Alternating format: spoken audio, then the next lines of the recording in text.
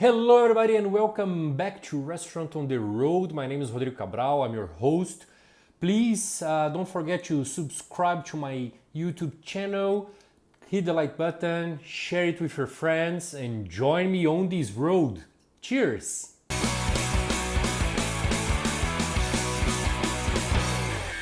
So guys, welcome back. Today I decided to start a sequence of videos talking a little bit about the COVID-19. Actually, it's a situation that all over the world we have been affected, and I want to share a little bit of how we have been affected here in the UAE. I'll try to talk in the next videos about other countries as well, places that I have some people that I can talk and share so I can update you what's happening around the world in a few places, okay? So it's a very difficult situation. We know it's tough for everybody. It's something that I believe that nobody ever seen that in the world. And it's a moment that we need to stop and think about what's going on, okay? It's a pandemic. We know that. We know it's something that we cannot control. So what we're going to do to live with that? Actually, we believe that we're going to live with this situation for a little bit longer than we're expecting. I'll share what is going on here in the UAE. So around mid-March, we started seeing the situation growing in the region, okay? And we start to see some places to close for avoiding the virus to spread. In Dubai, for example, mid of March, some places they started to close the restaurants, a few shops, and they started to control a little bit more about people going out.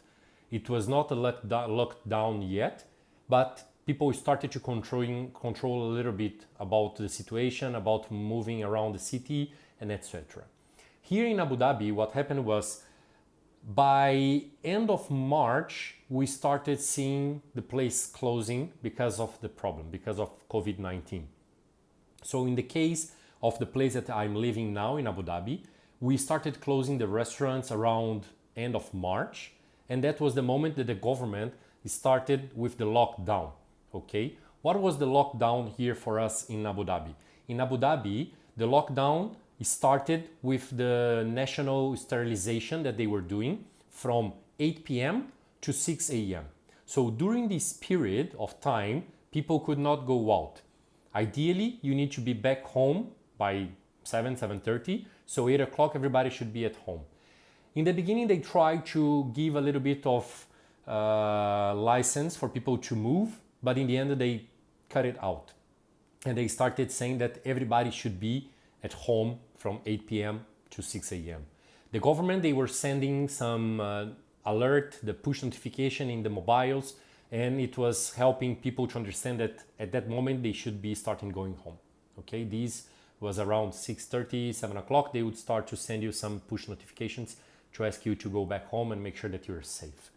During this period from 8 p.m. until 6 a.m., of course, if you need to go to the doctor, if you need to go for grocery, they were a little bit more flexible.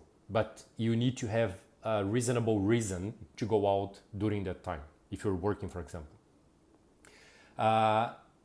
To understand a little bit more about the lockdown, it started to get a little bit more tough when they said that people in Dubai could not leave without an authorization from the government.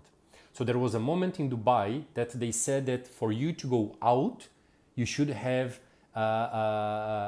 authorization, that you go online, you would go into a website and you're going to put the reason that you're going out, and with that, you're going to be able to go out.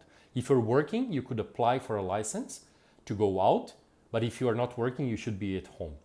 I know a few friends that they got stopped by the police asking for the authorization while they were going to work.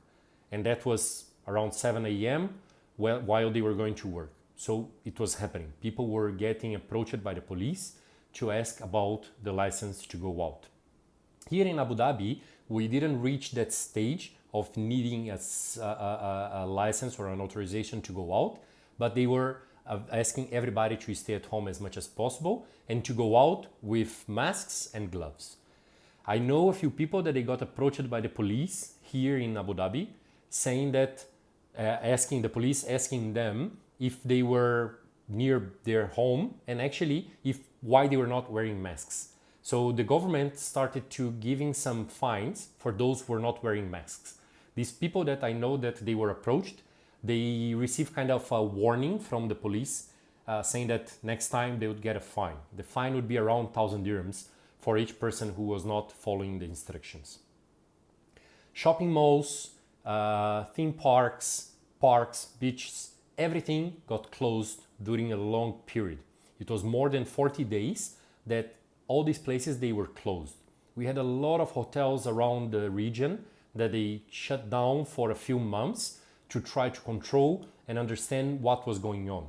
Because imagine, they shut down the borders, so people were not able to come to the region. Even if you are a resident, if you had your resident visa, you should stay where you were and you could not come back. They only did the repatriation flights for the Emiratis who were able to come back to the region. And what happened is tourists, they did some repatriation flights as well for them to go back to their countries, but not for tourists to come back. Until now, we still don't have the information about the flights to open. They're just allowing people to go out, but they're not allowing people to come in. I know that they are discussing about reopening for the residents that they're living abroad, that they are locked in their countries or they were on vacation. And I know that they are trying to open that. Now they started opening a few things. They started opening the malls. Dubai, for example, they already opened Dubai Mall, the biggest mall in the world, the Mall of the Emirates, and a few other malls that they already opened with some limitations. They have a lot of limitations. You have one door to go in, one door to go out. You need to be wearing masks. You cannot go over 30% of the capacity of the mall. And this is the same for the shops inside the malls and some restaurants. The restaurants in Dubai, they already started opening. They have a lot of limitations. Even alcohol, it's not allowed for now to serve in the restaurants, only in the hotels. But the restaurants, even if they have the license to serve alcohol, they're not being able to serve alcohol. Here in Abu Dhabi, we're still a little bit limited. The malls, they started to open, not all of them, but some malls, they already open. And the restaurants, they have a big list from the government that they need to follow before opening the doors for the general public. So for now, we know that the guideline is really big, really important to follow, and people need to first do everything that the municipality they requested, apply for them to go there and check if everything is okay, so they get a little bit of a permit to open. So it's really tough. For now, I only heard about one restaurant that opened, and it's all-day dining in a hotel. So for now, we're just waiting for more news. We're getting closer to Eid for the last few days of Ramadan. So we expect during Eid for people to be able to go out a little bit more. During Ramadan, they reduced the lockdown from 8 p.m. to 10 p.m. until 6 a.m. So we still have the curfew from 10 p.m. until 6 a.m., but they are a little bit more flexible on you going out. The pharmacies, the supermarkets, they still open. And you also need to be careful when going to these places because you need to be wearing a mask, you need to wear the gloves, and they're controlling the temperature for everybody who goes in any type of building. So if you're going to a supermarket that is inside the building, in a mall or something like that, you're going to go through the thermal sensors that will check the temperature. And if you're okay, no problem, you can go inside. If not, if you have a high temperature, body temperature, you need to ask to stay outside. So yes, we do have a lot of things. It's a very difficult moment. The most important thing now that we need to understand is that we need to remain calm. We need to take care of our health. We need to take care of our mental health and understand that this is a situation that we are facing all over the world. It's not something that it's just your company or your country or your city that is doing. It's all over the world. We saw the numbers. I'm not going to get into details, but we saw the numbers in Europe. We saw the numbers in the US. We saw the numbers around South America. And we need to understand that this is really, really serious.